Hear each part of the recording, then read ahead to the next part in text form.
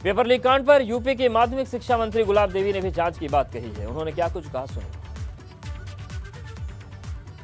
मैं आपको ये बताना चाह रही हूँ कि जैसे ही सुबह हमारे लिए पता लगा कि बलिया में पेपर आउट हो गया है, वैसे ही हमारी बैठक हुई माननीय मुख्यमंत्री जी के साथ। उप प्रमुख सचिव की बैठक हुई, आराधना शुक्ला जी की। कितने बजे ये जानकारी सुबह मिली थी हमारे लिए, जैसे टीवी वगैरह पे चल रहा था। उसी बीच में माननीय मुख्यमंत्री जी ने बैठक बुलाई और उन्होंने सख्त निर्देश दिए कि जो ये इस प्रकार की व्यवस्था हुई है, जबकि हमारी व्यवस्था नकल विहीन है, बहुत ही चुस्त दुरुस्त है।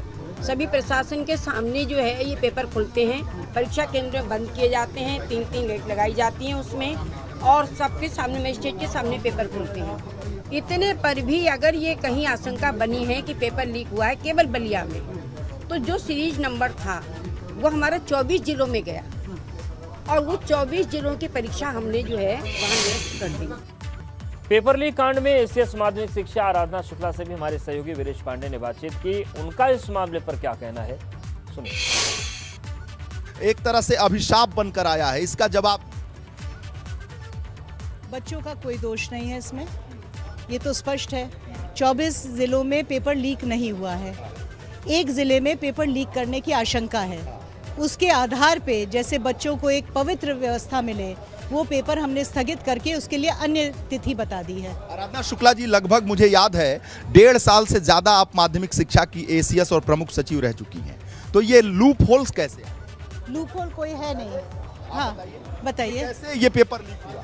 यही तो कुत्सित प्रयास है, किसी ने बदमाशी करी है, कोई कुत्सित प्रयास है छवि धूमिल करने का पूरे शासन का, प्रशासन का, सरकार का।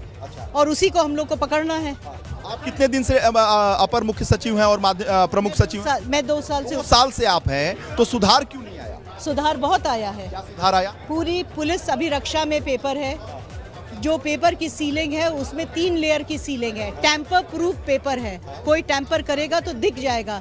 उसमें पेपर है, फिर प्लास्टिक और सील्ड है। पुलिस अभिरक्षा में पेपर प्राप्त किया गया।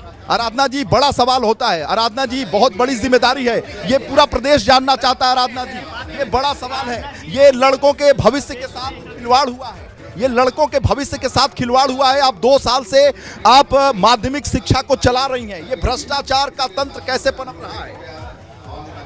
ये बच्चों के भविष्य के साथ कोई खेल हम लोग नहीं कर रहे हैं, बच्चों के भविष्य को बचाने के लिए ही ये पूरा प्रयास हो रहा है। कैसे ये प्रयास होता तो ये भ्रष्ट तंत्र कैसे काम करता? ऐसा है कि किसी भी व्यवस्था में बिगाड़ने वाले रहते हैं और वो लोग हमेशा प्रयासरत रहते हैं। पूरे मामले को आपने दे दिया जांच?